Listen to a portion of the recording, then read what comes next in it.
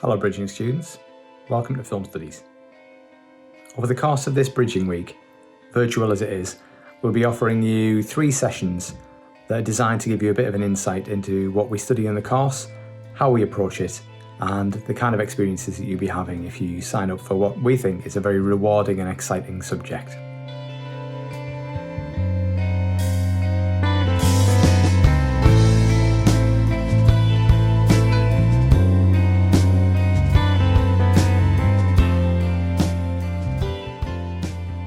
We're obsessed with stories.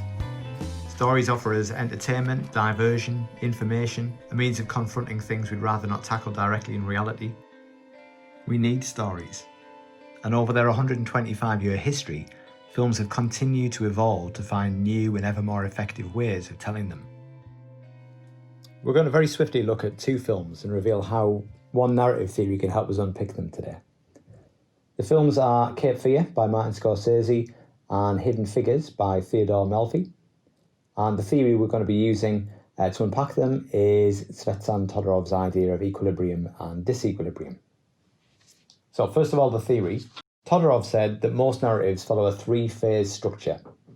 Even the films that don't follow the model exactly can be understood using the terminology that he uses.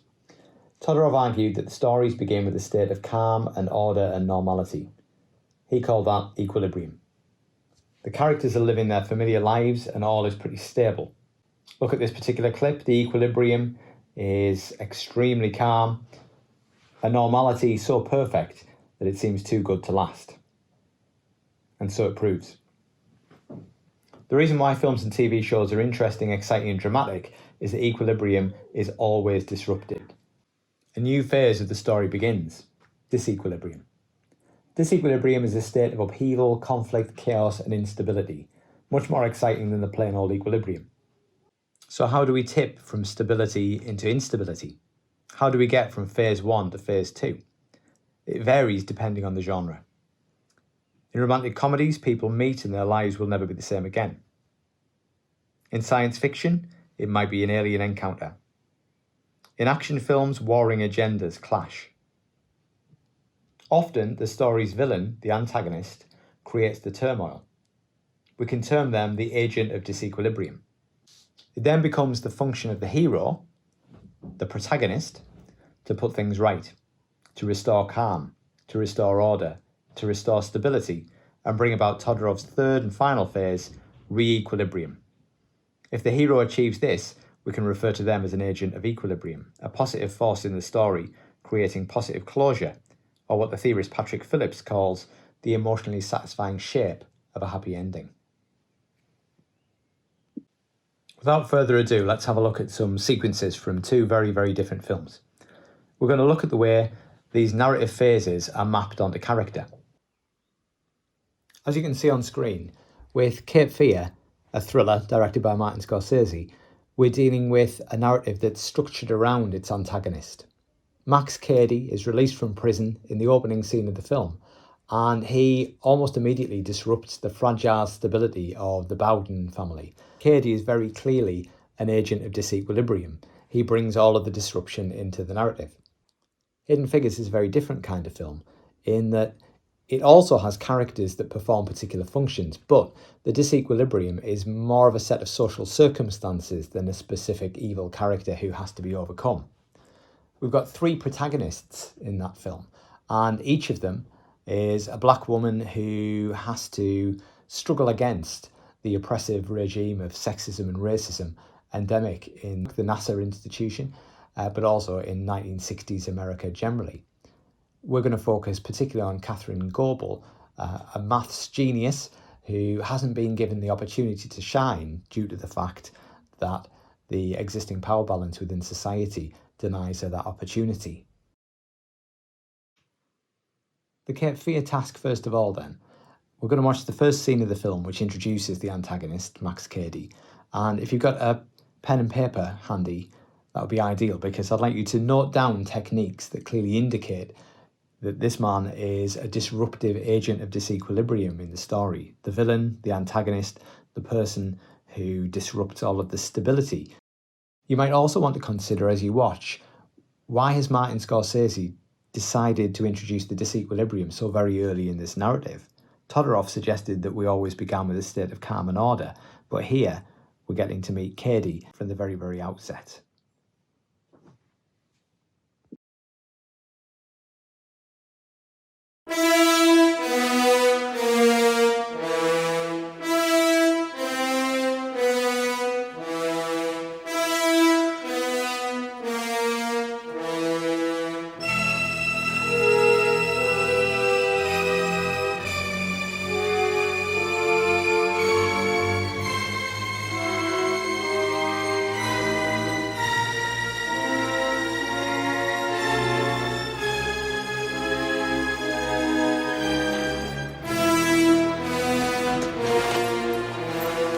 Okay, Cady, moment you've been waiting for.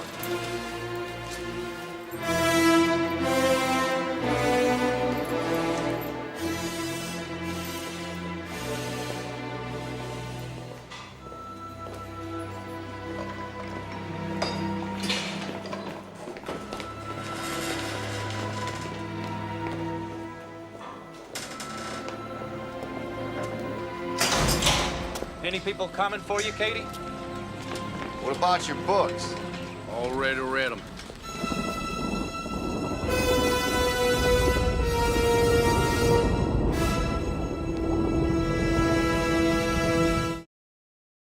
While studying the narrative, we can drill down into the sequence and pick out the clever and effective techniques that establish the villain's threat to stability here. Anyone who pins up pictures of historical villains such as Joseph Stalin next to images of superheroes seems to have an unhealthy appreciation for death, destruction and power.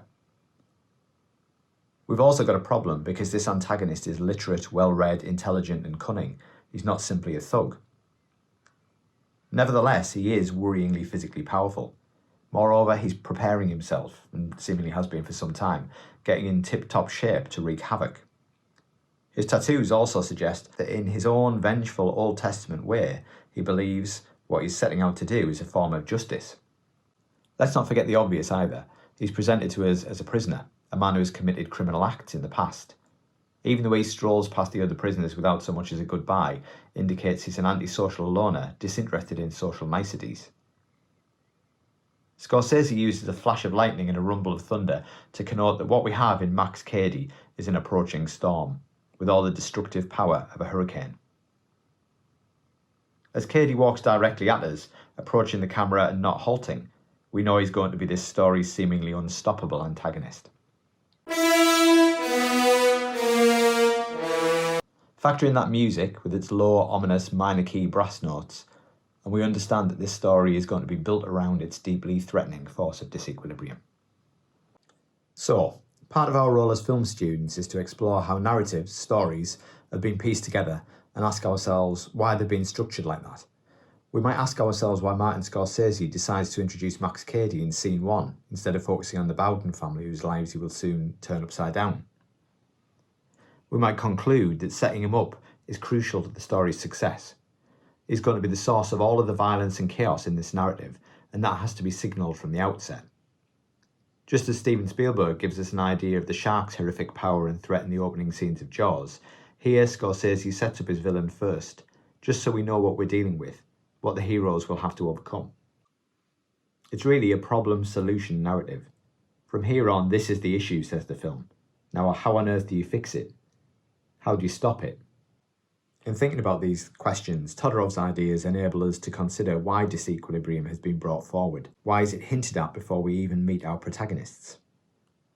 The theory becomes a toolkit we can use to take the film apart, helping us to see that doing things differently can add greatly to the dramatic power of this thriller. Excuse me. Dad, are you gonna lend me the money or not? No, I'm not gonna let you. You work for me, remember? I know what you did. You're a damn credit risk. All right, just get the hell out of here, huh? I got a goddamn campaign. Let's go from terrifying antagonist to inspirational protagonist now then, with Hidden Figures. In this sequence late in the film, we're going to see that Catherine Goebel emerges as a heroic figure, pushing the film towards re-equilibrium. As you watch, again, if you could note down the techniques that are used to suggest her growing power and status.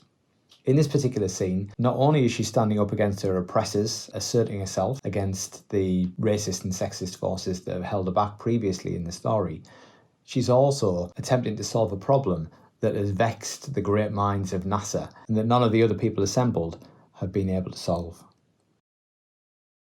The problem is when the capsule moves from an elliptical orbit to a parabolic orbit. There's no mathematical formula for that. As we can calculate launch and landing, but without this conversion, the capsule stays in orbit. We can't bring it back home. Maybe we've been thinking about this all wrong. How's that?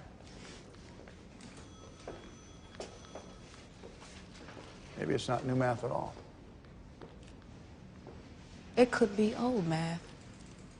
Something that looks at the problem numerically and not theoretically.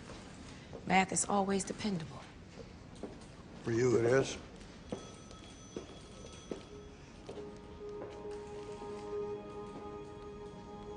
Euler's method. Euler's method. Yes, That's ancient. but it works. It works numerically.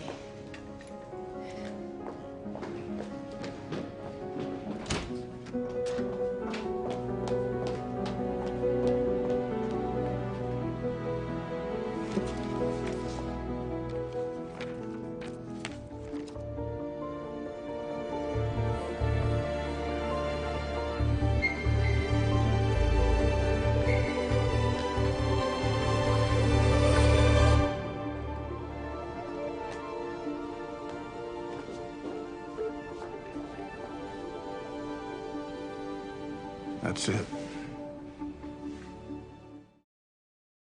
One of the things you quickly discover about film studies is that there are multiple ways of reading sequences. Every detail is potentially significant. Some of the ones you may well have picked out there are the way that Catherine walks in from the right of the shot and takes up a central position. That centrality implies that she's gained a degree of confidence and she's dominating that particular scene. The anonymity of those assembled white men identically dressed makes them comparatively bland compared to Catherine. The central framing is something that we see quite a bit in relation to representations of female empowerment in Hidden Figures. So you can see another character from elsewhere in the film, Mary, when she gains access to a previously white-only night school class. Her centrality, surrounded by otherwise exclusively white males, is a sign of the fact that she has asserted herself and become a heroic figure with great strength in that otherwise patriarchal society. Back to Catherine, and low angles present her as a strong, empowered figure. Increasingly, she's presented as an active figure within the narrative too. She is the one who goes to find the book. She's the one who decides that a particular theory is going to be the one that unlocks the door and solves the riddle. Scenes where she wipes away other people's calculations become highly significant. She's taking over, she's asserting herself. Costume decisions also play a part in marking Catherine's ascension to heroic status. Her costumes get increasingly bright and confident as the sequence progresses, and ultimately she's wearing a very bold colour, a sign of how she's emerged from previous anonymity and facelessness to become someone of greater status. Whereas previously she wasn't noticed or not acknowledged, now she can't be missed. Perhaps the most important shot in the entire sequence is the one where the camera rises up from the level of the desks, getting higher and higher and higher. It effectively connotes the idea that Catherine is ascending to a stronger position. Her placement on the ladder adds to that impression. She's head and shoulders above the two male scientists. The non-diegetic music not only has a kind of angelic tone to it, but it also has an ascending series of notes, stepping up, a little bit like the steps on the ladder, which creates that suggestion that she's elevated to a newfound status and respect, as the men passively watch her actively change the course of the story and bring about narrative re-equilibrium.